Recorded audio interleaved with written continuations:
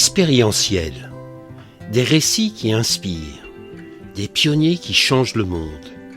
Expérientiel, le podcast du tourisme positif.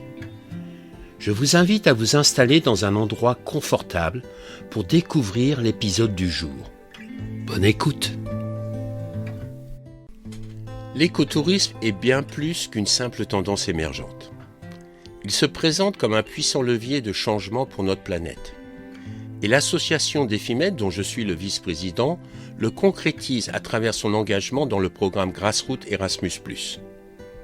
Ce dernier vise à soutenir des projets écotouristiques novateurs en dotant les jeunes entrepreneurs avec des compétences et des ressources nécessaires pour réussir dans ce secteur en plein essor. Lors du hackathon organisé par un des partenaires du programme, Matera Hub, 34 chefs de projet, mentors et jeunes entrepreneurs venant de plusieurs pays d'Europe se sont réunis en Italie, à Matera. Pendant 3 jours, les participants sélectionnés par les associations partenaires du programme ont eu l'opportunité de collaborer avec des mentors sur leurs projets. Cet épisode constitue un retour d'expérience sur ces 3 jours vécus par Margot, Daphné et Clotilde. Elles expriment avec beaucoup de sincérité l'impact qu'un tel programme a eu sur chacune d'entre elles et comment l'écotourisme peut être un vecteur puissant de transmission et de dialogue intergénérationnel, visant à fonder un tourisme de sens, intégrant la nature et l'humain. Allez, les filles, on trinque. Santé, salute. Salute. Salute. Et puis félicitations, on vient de passer 4 jours ensemble. On est en Italie, à Matera, un site classé UNESCO, avec la Sassi qui est un lieu absolument fantastique. Et puis la raison pour laquelle vous êtes venus, c'est que c'est à travers le programme Grassroots, un programme Erasmus+, qui souhaite accompagner des jeunes comme vous à faire évoluer leurs projets en lien avec l'écotourisme. Donc voilà. Et là ce soir, c'est notre apéro dînatoire de clôture. Et donc, Il y a de la coppa, de la mozzarella, la burrata, les olives, la focaccia, les peperoni, les pomodori, du vin. Et tout est artisanal. Hein? Surtout le vin. Le vin, ouais. Bien. Donc moi je suis pas tout seul, je suis avec Margot, Clotilde et Daphné. Okay. Vous avez toutes les 3 des parcours différents. Est-ce que vous pouvez nous dire plus ou moins qui vous êtes et ce que vous faites et pourquoi vous êtes venus? Qui veut commencer? Mais alors moi je suis... d'accord, on vient juste de boire un canon. Je suis désolée Daphné. T'inquiète, c'est pas une insulte. Du coup, moi, je m'appelle Daphné et je viens de terminer mon master de tourisme et développement, mention aménagement territorial. Et je suis partie pour faire mon stage de fin d'études au Québec, à Tout France, pour faire la promotion de la France. Et maintenant, je me dirige plutôt dans la recherche ou les bureaux d'études pour pouvoir vraiment travailler sur des sujets qui me plairont et dans lesquels je pourrais inclure toutes les notions de développement durable, approche sociale, des choses comme ça. Et pour ça, tu repars au Québec? Et pour ça, je repars vivre au Québec, c'est ça. À la fin du mois, je fais juste une petite pause pour voir ma famille et pour vous voir ici en Italie, puisque je suis là car j'avais fait mon stage l'année dernière chez Defimed. Et donc Eric, le président de l'association Defimed, m'a proposé de venir pour parler en tant que jeune professionnel du tourisme et aider à développer les projets et pour rencontrer aussi des personnalités tout simplement. Ok, super, merci. Maintenant, on va passer à toi, Clotilde. Donc, je m'appelle Clotilde. Je viens de finir 5 années en études d'ingénieur dans le domaine de la construction durable. C'est des études assez généralistes qui regroupent un peu tout ce qui va toucher à la construction, donc au niveau du bâtiment, tout ce qui va être structure, mais aussi au niveau de l'architecture et aussi de l'organisation dans la ville, avec une partie plutôt urbanisme. Et aussi tout ce qui va toucher les énergies, voilà, avec une vision durable. Et j'ai fini donc mon cursus en juillet. Et pour valider mon diplôme, je dois passer 14 semaines à l'étranger. Et donc j'ai décidé de partir dans le sud de l'Italie parce que c'est une région que j'aime bien.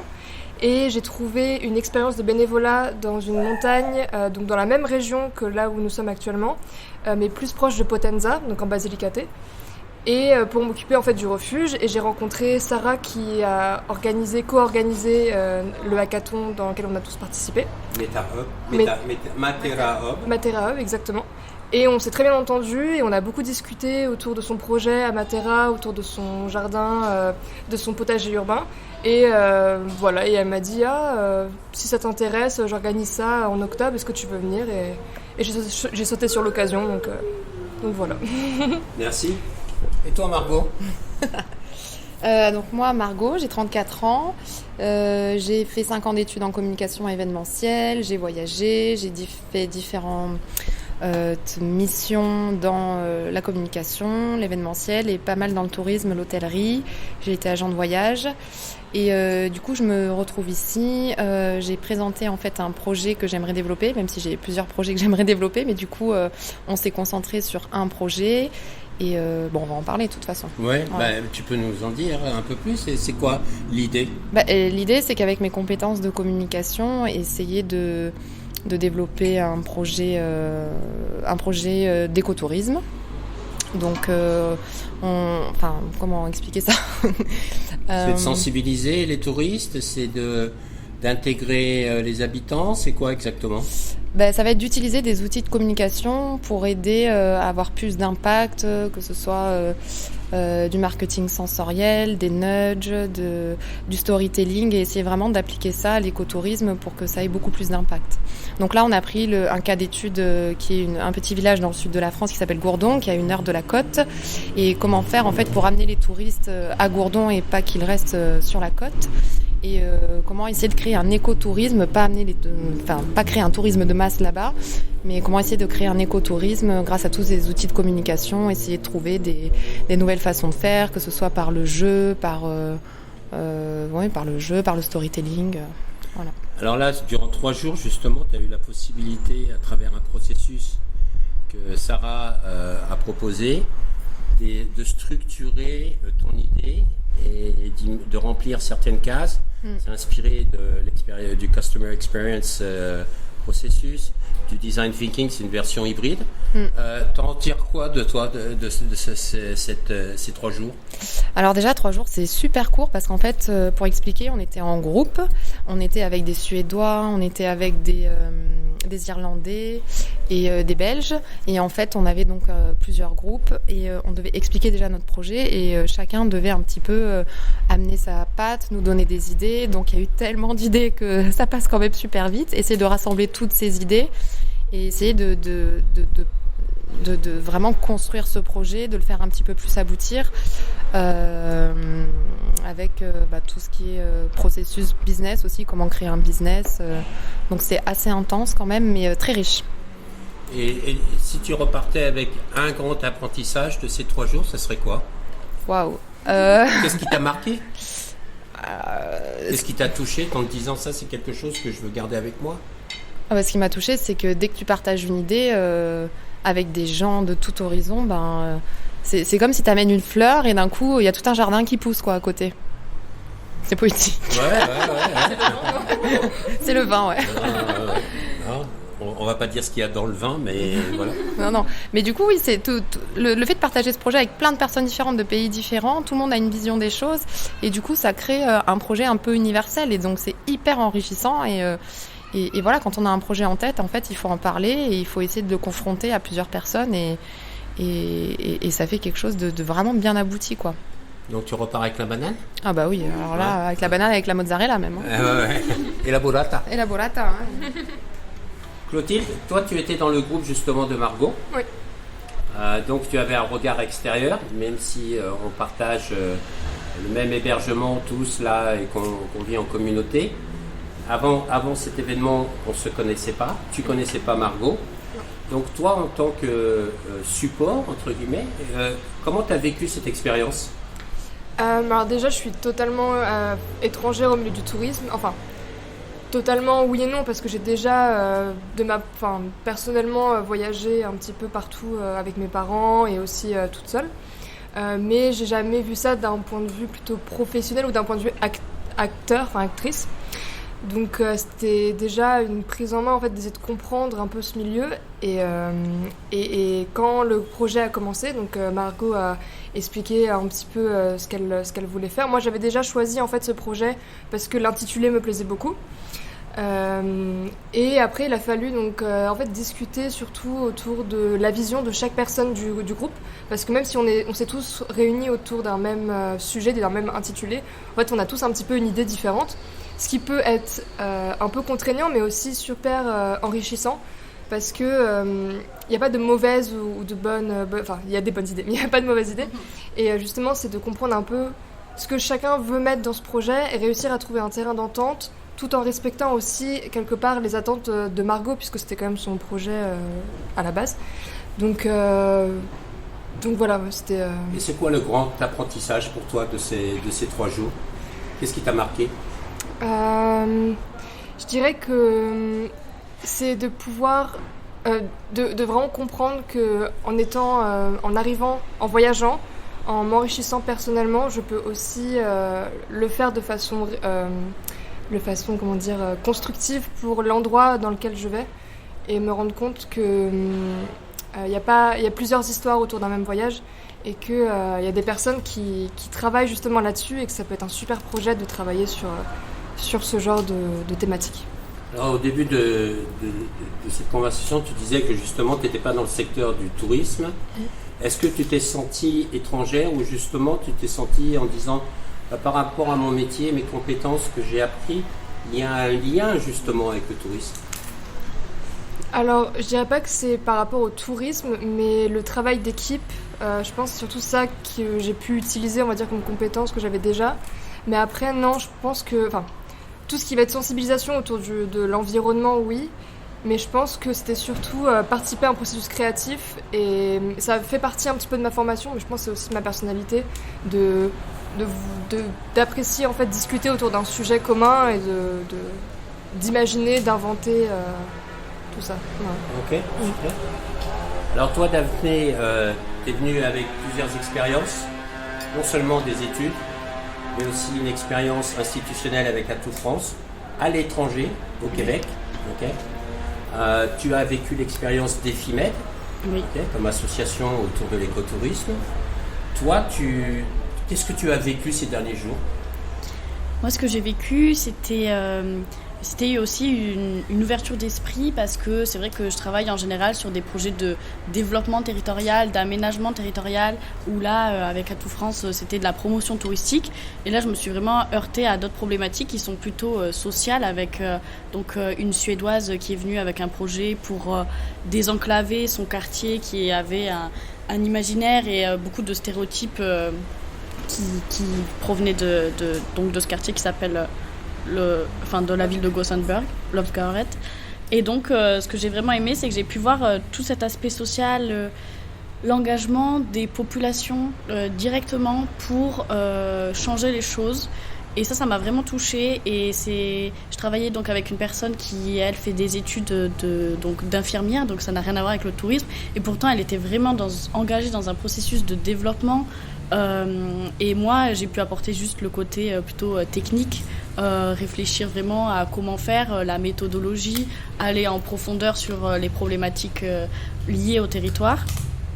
Et donc en fait, cet aspect-là que j'avais un peu moins l'habitude de voir m'a vraiment plu, et j'ai vraiment vécu encore plus qu'une expérience professionnelle, une expérience humaine avec la découverte d'une autre personne, et j'ai pu voir que les problématiques liées à certains quartiers, à certains habitants, certains aspects sociologiques, en fait, étaient vraiment partout. Et en Suède, pour ma part, je sais que j'avais un imaginaire de la Suède qui était pas du tout réaliste par rapport à ce dont elle m'a parlé. Et pareil, ça, vraiment, j'ai vraiment apprécié pouvoir découvrir et me dire que, effectivement, même si moi j'ai voyagé, là je me suis expatriée au Canada, finalement c'est un peu la même chose partout. Il y a vraiment du travail partout, mais il y a aussi des super humains qui œuvrent pour leur propre cause et qui veulent changer les choses. Merci. Désolée, je voulais rajouter un petit... Vas-y. Non, mais ça vient de me venir tout de suite, là. Moi, je réagis toujours 10 minutes après. Mais en fait, l'organisation de ce hackathon aussi, il faut dire que donc on est complètement expatriés, on est en Italie, on est loin de tout, et on est en plus dans une super ville, Matera, quoi. Ça aide quand t'es pas chez toi, je trouve que ça aide vachement à se projeter dans un projet sans contraintes, sans frein, sans... Voilà, ça j'ai beaucoup aimé le fait qu'on soit vraiment éloigné de nos vies quotidiennes. Et deuxièmement aussi, on a eu des moments en fait de partage où en fait on nous a montré ce qui se faisait aussi ici, les initiatives, et ça donne un petit coup de boost. Justement, ça m'emmène à la question suivante. Ces 3 jours, c'était une mixité de différentes activités. Ouais. Il y avait en effet des temps de travail sur les projets. Il y avait aussi des activités extérieures où vous avez pu rencontrer justement des personnes qui s'engagent dans l'écotourisme dans cette ville. Et puis vous avez pu écouter aussi 2 femmes. Une qui vient du monde institutionnel, qui a travaillé sur la candidature de... Capitale européenne de la culture. Ouais. Voilà, Matera. Et puis l'autre personne qui est une entrepreneuse qui vient du monde, donc qui est une mise en scène, metteur en scène, voilà, et qui vient du monde de l'opéra et qui ici a décidé d'investir dans de l'hôtellerie, pas pour faire juste du business, mais pour recréer du lien pour les locaux. Ces diversités d'activités ont été en plus, ce que je trouve intéressant, mélangées avec une diversité culturelle. C'est que non seulement on avait des pays représentatifs, mais les personnes qui venaient des différents pays n'étaient pas forcément originaires de ce pays. On avait des Tunisiens, on avait une Libanaise. Ouais. J'ai rencontré Véronica, son père vient du Niger et sa mère de la Pologne ou vice-versa, etc. Toute cette mixité, toute cette diversité, comment vous l'avez vécue ? Ah bah trop bien. Ouais, qu'est-ce qui t'a plu là-dedans ? Bah c'est génial, enfin un peu tout. C'est dur de trouver les mots, peut-être toi tu les as. C'est intéressant parce qu'on n'a pas... En fait, on va pas forcément penser aux mêmes choses directement, puisque de toute façon, on n'a pas les mêmes expériences de base. Mais là, en plus, nous, on peut... Peut-être... Enfin, en tout cas, je sais que moi, quand je vais essayer de réfléchir à un projet, je vais d'abord repenser à ce que je connais. Et donc, je vais devoir déjà appliquer, en fait, essayer de... Enfin, pas essayer, mais sans faire exprès, en fait, réappliquer ce que je connais déjà. Et donc, en fait, en échangeant avec les autres personnes, peut-être qu'aussi c'est ce qu'elles faisaient sans forcément y prêter attention. Et donc, on a vraiment pu en apprendre plus sur leurs habitudes, on va dire, de là où elles viennent. Et sans forcément en parler directement. C'était peut-être beaucoup plus discret et beaucoup plus réel, j'ai envie de dire.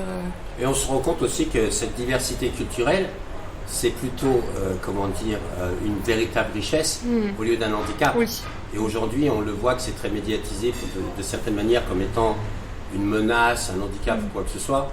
Et on se rend compte que justement, ça nous permet d'avoir un regard différent sur la même chose et que c'est très enrichissant parce que chacun ne voit pas la même chose, quoi. J'ai beaucoup aimé, moi, ça. Et toi, Daphné ? Ce que j'ai aimé, c'est que chacun s'est écouté et a écouté l'autre, et après on était là pour ça, donc on était réunis entre personnes assez ouvertes d'esprit et qui étaient prêts à parler de problématiques qui nous tenaient tous à cœur, c'est-à-dire l'écotourisme, le social, l'environnemental, enfin tous les piliers qui sont liés au développement durable et à l'écotourisme. Et donc ça, j'ai vraiment trouvé ça fort, et plus que différentes nationalités, j'ai aussi aimé le fait que ça se rejoint, on vient de pays mais de formations différentes, et comme le disait Clotilde, on a tendance à être un peu formaté par notre formation, et c'est-à-dire qu'il y avait des personnes qui venaient d'autres mondes complètement, comme j'ai dit, celle qui était infirmière, j'avais aussi donc une lycéenne, et donc pouvoir écouter juste le cœur des gens et pas forcément la technique, j'ai trouvé ça vraiment important et très agréable et enrichissant. C'est le mot enrichissant, on fait que l'employer, mais c'est vraiment, ça apporte quelque chose, ça apporte ce côté vraiment humain et développement personnel, encore plus du développement du projet, et c'est sûr que ça permet de baser toutes nos études, nos projets, notre méthodologie sur quelque chose qui est vraiment au cœur de ce qu'on vit tous, chacun, peu importe là où on est, quoi. C'est intéressant ce que tu dis, parce que moi, dans ce que j'enseigne, dans les différentes écoles ou quoi que ce soit, je sens toujours la notion de noter, la notion de compétition, et d'être souvent dans le mental uniquement, tu vois, et de ne pas prendre le temps d'essayer de comprendre ce qu'on ressent intérieurement au niveau du cœur, ce qui nous anime, ce qui nous met en joie, ce qui nous emmerde aussi, hein, et ce qui nous fait peur. Ça aussi, c'est important. Et j'ai trouvé que c'était sympa, c'est que cette possibilité vraiment avec beaucoup de bienveillance pour chacun, de pouvoir exprimer son point de vue, sans jugement, mais au contraire avec le désir de l'aider à grandir ou à faire évoluer son projet d'une manière constructive. Et ça fait du bien, je trouve que il y a un côté ressourçant avec ça, tu vois. C'est super. Tu voulais ajouter quelque chose ? Oui, parce que tu sais que moi, c'est 10 minutes après que j'ai la réponse. Ouais, comme ça. Mais non, mais ça m'a fait réfléchir parce que là, donc, on était avec une Irlandaise, une Suédoise, et elles nous ont donné plein d'idées de ce qui se passe dans leur pays, et c'est toujours, pour moi, tout ce qui est innovant, moi, je trouve ça hyper intéressant. Et les Suédois, ils ont des façons de faire, les Irlandais, pareil. Et là, ça me fait penser à une anecdote d'écotourisme, en fait, où il y a un Instagram sur l'Irlande. C'est pas une moitié d'anecdote, c'est une vraie anecdote. Ouais. Non, parce que là, tu es en train de piquer. C'est l'ADN de c'est Clotilde. C'est Clotilde qui fait les anecdotes, normalement. Mais là, j'ai la petite anecdote de l'Irlandaise. En fait, elle nous a dit mais nous, il y a une sorte d'écotourisme, une idée, en fait, quelque chose d'innovant, c'est qu'il y a une personne qui met des portes comme ça au hasard en Irlande, mais dans un champ, en fait, il y a une porte complètement random, je sais pas comment dire en français, et il y a un numéro de téléphone, et tu peux appeler ce numéro de téléphone, et ça appelle quelqu'un, ça appelle un Irlandais qui te raconte son histoire. Ouais. Wow. Mais tu vois, et du coup, quand tu discutes avec des gens, bon, après, ça peut arriver en France d'avoir ce genre d'idée, mais je trouve que c'est encore plus enrichissant que, d'avoir ce melting pot d'étrangers, quoi. Ouais, puis il y a ce phénomène surprise, là, avec ce que tu décris comme concept. Ouais. Qu'est-ce qui va se passer derrière le téléphone ? Qu'est-ce que je vais faire comme expérience ? Et là, tu es surpris parce que tu reçois, quoi. Enfin, ça enrichit le projet, quoi, à chaque fois, ça donne des idées. Alors, tu as parlé d'écotourisme. Pour vous, c'est quoi l'écotourisme ? Votre définition, comme vous l'avez vécu là ces derniers jours, ça veut dire quoi ? Ça représente quoi ? Alors moi, c'est vrai que j'ai fait un stage chez Défimed, donc j'ai eu l'occasion de beaucoup réfléchir à la thématique, mais je trouve qu'il illustre très bien dans tout ce qu'il diffuse. C'est vraiment la reconnexion au vivant, donc c'est pas seulement l'environnement, mais c'est aussi donc l'humain. Et ce que je trouve qu'on connaît pas assez sur l'écotourisme, c'est que ça peut vraiment englober n'importe quelle thématique du moment qu'elle est centrée sur quelque chose un vrai héritage humain ou environnemental, et que c'est dans le respect finalement. Ça peut être un projet culturel mais qui valorise un patrimoine qui est très ancien, ça peut être de l'écotourisme.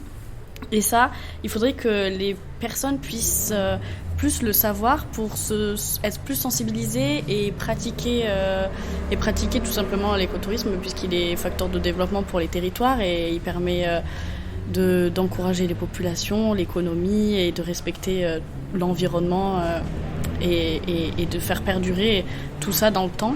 Donc pour moi, c'est vraiment la reconnexion au vivant, mais le vivant, c'est l'humain, c'est la nature, c'est vraiment tout ce qui nous entoure et qui est propre à nos racines finalement, d'être humain, puisque nous sommes des animaux et on a vraiment besoin de ça.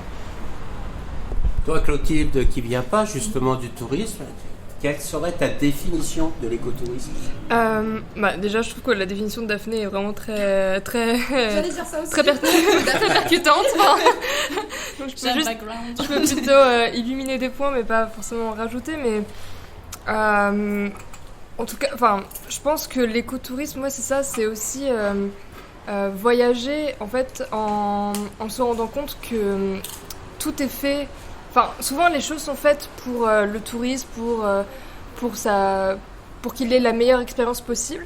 Et en fait, on se rend compte que même que ce processus d'amélioration d'expérience du touriste, en fait, elle va aussi améliorer la destination, en fait, le lieu dans lequel le tourisme va s'effectuer. Et en fait, il y a un échange comme ça entre... c'est vraiment pas... C'est pas juste une direction, en fait, c'est plus une boucle, je sais pas comment le dire. Et donc oui, c'est pas juste le côté environnemental. Moi, je pensais plutôt que c'était surtout basé sur l'environnemental, mais en fait, c'est vraiment sur l'humain, comme le dit Daphné. Et je trouve ça fou. Et ouais, voilà, je pense que c'est surtout le côté humain pour moi qui en tout cas, qui s'est rajouté à ma définition que je pouvais avoir juste avant. Margot ? Oui, c'est ça, en fait. C'est bon, là, j'ai la réponse, elle est faite, t'inquiète pas. Mais en fait, c'est ça touche tous les pans. C'est comme l'écologie, en fait. C'est pas que l'environnement, ça va être les déchets, ça va être la population locale, garantir une vie décente pour les populations locales aussi, préserver un patrimoine, préserver un territoire, les richesses, les spécificités. Donc voilà. Mais après, ce qui me gêne un peu dans le mot écotourisme, pour moi, en fait, c'est comme la nourriture bio. En fait, c'est censé... pour moi, la nourriture bio, c'est la vraie nourriture. Et on devrait dire la nourriture industrielle. Et l'écotourisme, pour moi, c'est le vrai tourisme. Et on devrait dire tourisme industriel ou tourisme de masse ou tourisme... Je trouve que c'est limite... c'est pas péjoratif. Après, bon, on a ce mot. Je vais pas en créer un, je sais pas, je veux pas... Mais pour moi, c'est... Il y a tellement déjà de mots. Ouais, il y a trop de mots. Mais pour moi, c'est le vrai tourisme, en fait. Le tourisme humain, quoi. Logique. Ok. Il y a 4 jours, je vous connaissais pas, je connaissais un peu plus Margot, mais on s'était vu en visio une fois lors d'un atelier que j'avais animé. Ça fait 4 jours qu'on vit ensemble. Qu'est-ce que justement ces 4 jours d'un aspect au-delà du programme vous a apporté?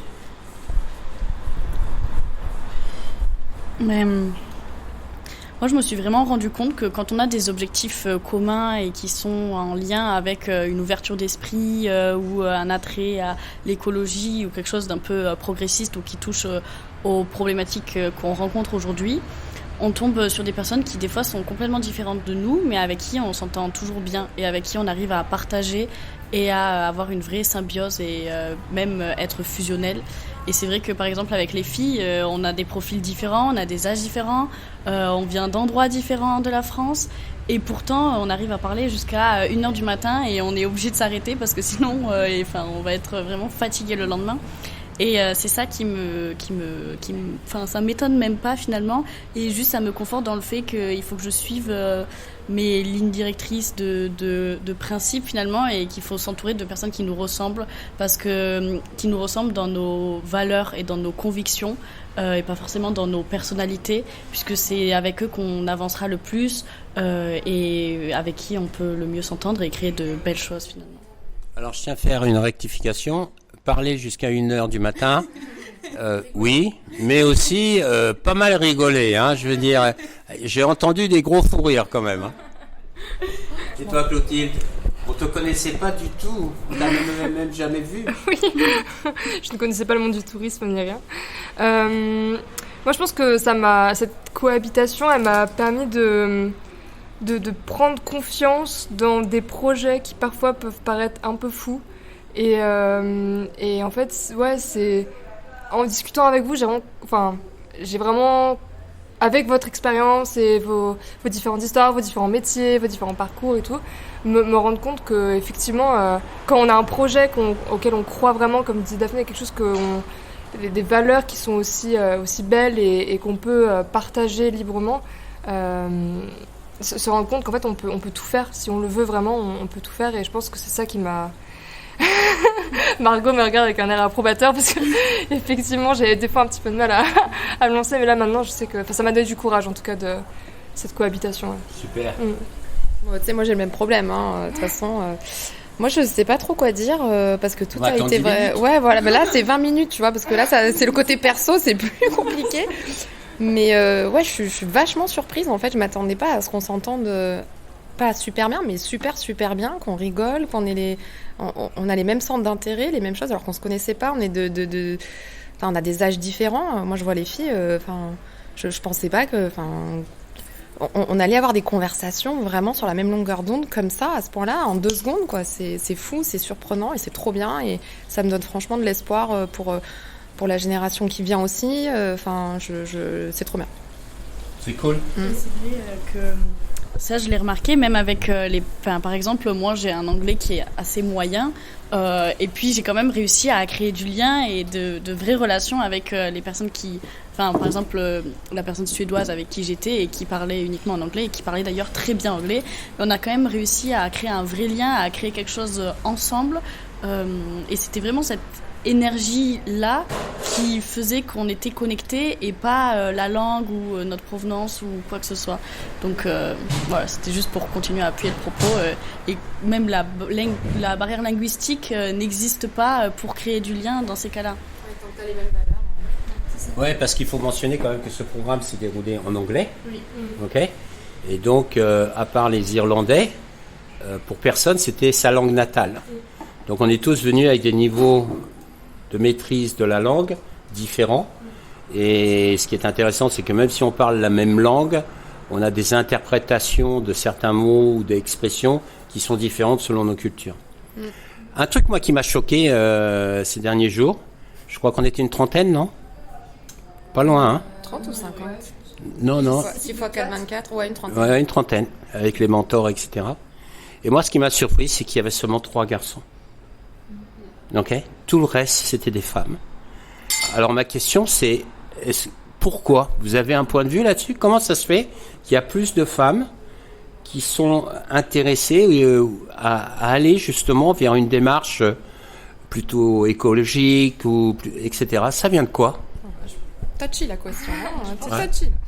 Je pense que c'est comme un petit peu dans tout ce qui va être formation.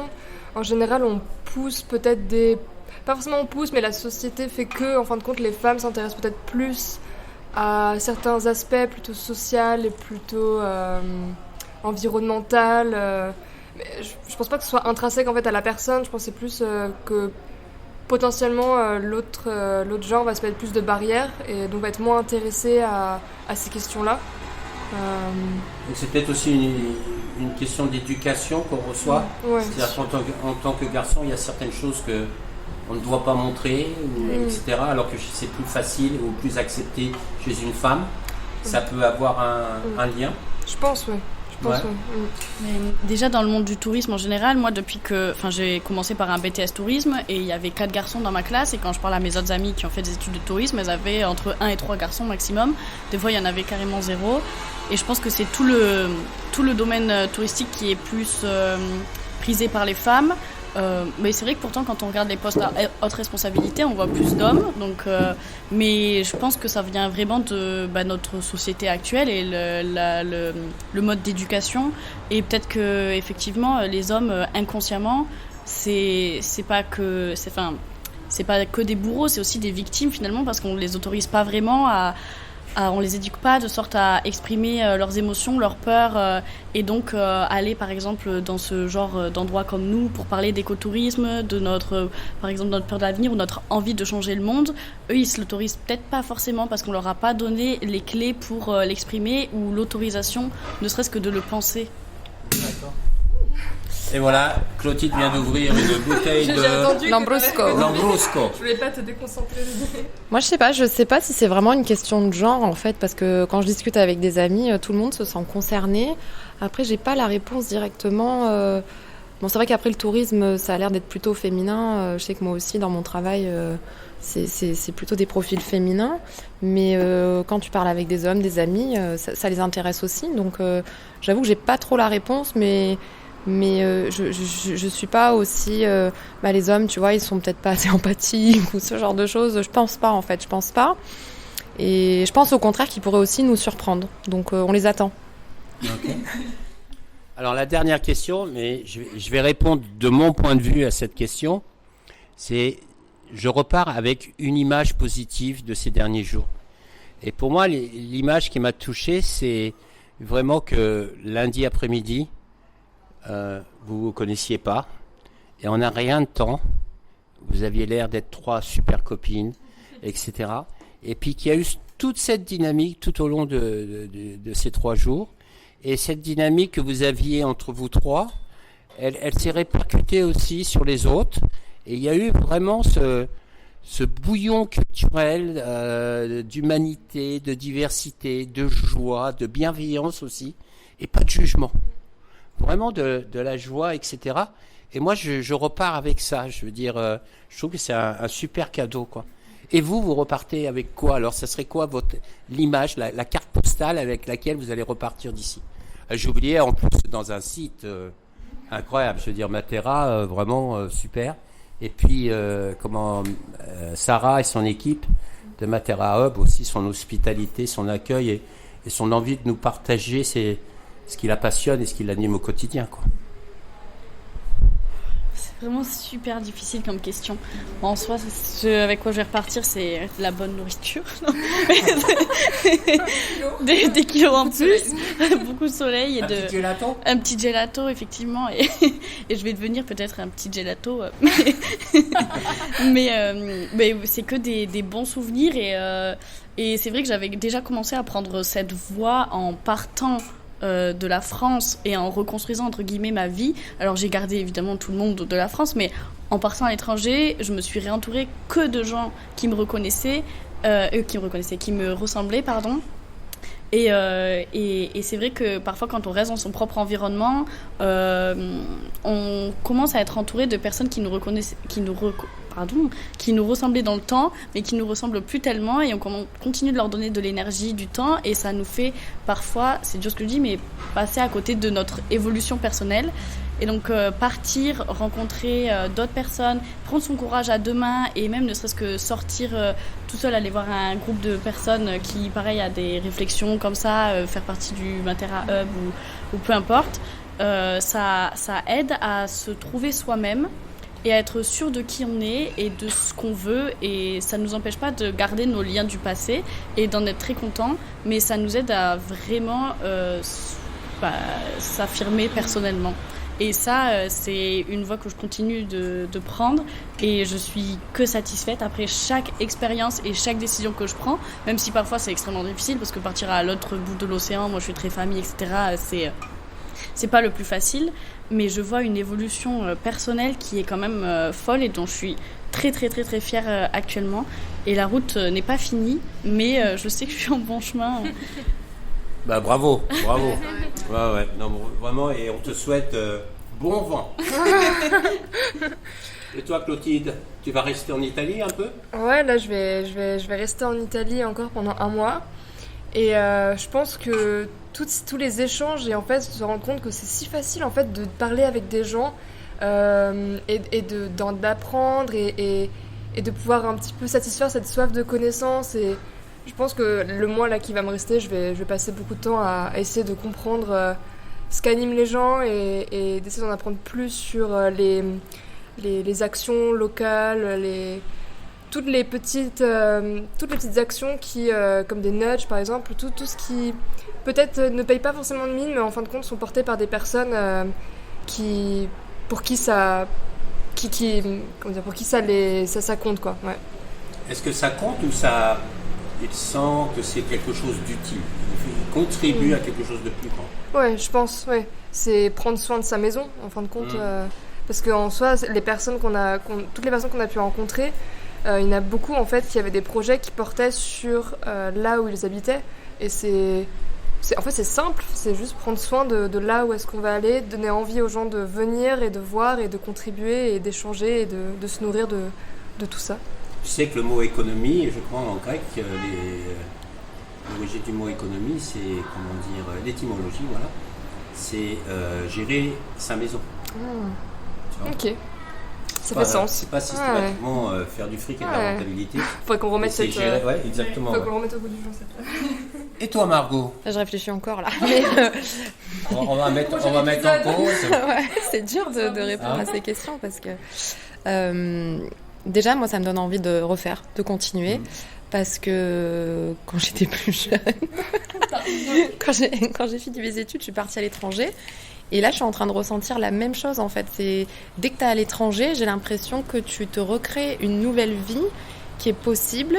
Et quand on est dans ce contexte, quand tu habites en France, que tu prends un CDI, que tu dois travailler, que tu as, je sais pas moi, la culture française, la société française, les médias français, même si je suis pas toujours mainstream comme on dit, voilà, de travailler sur des projets comme ça où des gens essayent de changer les choses, c'est vachement enrichissant et ça te donne envie de récupérer l'enfant qui est en toi en fait et de te dire voilà, Daphné l'a dit, qui on est vraiment, on arrive à mieux se connaître et ça donne envie de continuer en fait et ça donne la force, l'énergie je trouve, tu vois, cette communautés étrangères, ça donne une force en plus, parce qu'en fait, on n'est pas les seuls à penser comme ça, on n'est pas les seuls à avoir des idées.